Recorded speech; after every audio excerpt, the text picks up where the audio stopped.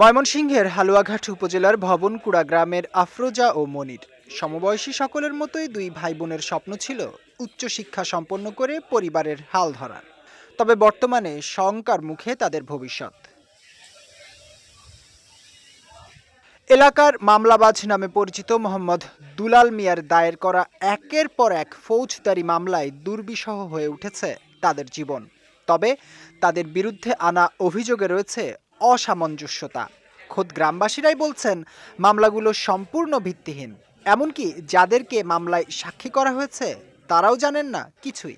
এই যে এই বাড়িতে দুইটা ছেলে মেয়ে, এরা পড়ালেখা করে, কলেজে যায়, মানে বিভিন্ন পোলাপানি লাগায় দেয়, এগুলো উত্ত্যক্ত করে যাতে আগামী সময় এরা চাকরি বাকরি করবার না পায়, যার কারণে এরা মামলা ঠুকাইয়া দেয়। সে মনে করেন যে অযথা নিরহ পায় এরা তাদেরকে মামলা দেয়। এই মামলার আবার সাক্ষীও আমাকে দিছে, আমি কিচ্ছু জানি না এই বিষয়ে। বা ছেলে পেলে বিদেশ থাকে, এই জন্য মনে করেন একটা পাওয়ার দেয়, এরা মনে করেন আজকে হায়দারির নামে মামলার পরে একটার পরে একটা হয়রানি করতেই থাকে। বিচার নামে নাইসা পড়ছে, 50 সাক্ষী দিলেন, আবার সাক্ষী দিচ্ছে না বিদায় তাকে মামলা দিয়ে এদের রূপে আবার মামলা।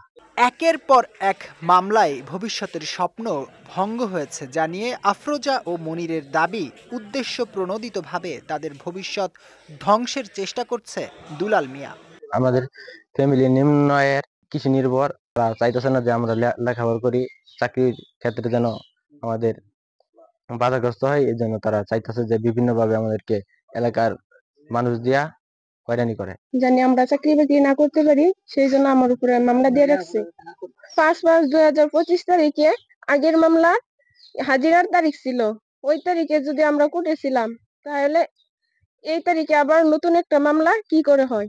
এদিকে দুলাল মিয়া ক্যামেরার সামনে কথা বলতে রাজি না হলেও আফরোজা ও মনিরের পরিবারকে উচ্ছেদ করতে প্রয়োজনে আরো মামলা করার হুমকি দেন দুলাল মিয়ার স্ত্রী।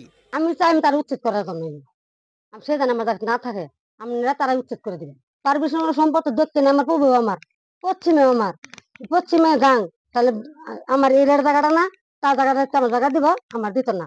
এই জায়গাটা আমি সারবার করছি, সে সারে না। তা না হলে মামলা আমি মনে করেন যে করে আমি আশ্রয় নিছি, আমি করে আবার আশ্রয় নেব। এদিকে আফরোজা ও মনিরের নামে দায়ের হওয়া দুটি মামলার নথি অনুযায়ী মনির ও আফরোজার বিরুদ্ধে খুনের চেষ্টা ও সন্ত্রাসী কার্যক্রমের অভিযোগ আনা হলেও মামলার সময় তারা ভিন্ন মামলায় আদালতে হাজির ছিলেন জানিয়ে বাদীর বিরুদ্ধে মিথ্যা মামলার অভিযোগে আদালত চাইলে আইনগত ব্যবস্থা নিতে পারেন বলে জানান এই আইনজীবী। আসামি সাক্ষী একই ব্যক্তি হওয়ার কারণে মামলাটা দেখা যাচ্ছে এমনিতেই মিথ্যা।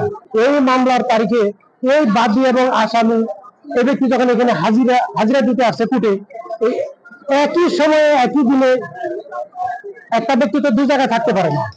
সুতরাং এই যে হালুয়াঘাটের যে ঘটনাটা ওই একই তারিখের সময় দেখানো হয়েছে, এটা তো জাগ্রজনক একটা মিথ্যা তথ্য দিয়ে মামলা করা হয়েছে। এবং এই ধরনের ক্রিমিনালদের জন্য, সামাজিক ক্রিমিনাল যারা আছে, তাদের জন্য দৃষ্টান্তমূলক শাস্তি হওয়া উচিত। প্রশাসনের দ্রুত পদক্ষেপের মাধ্যমে এই মামলাবাজির জাল ছিঁড়ে দুই শিক্ষার্থী আলোর মুখ দেখবেন, এমনটাই প্রত্যাশা সকলের।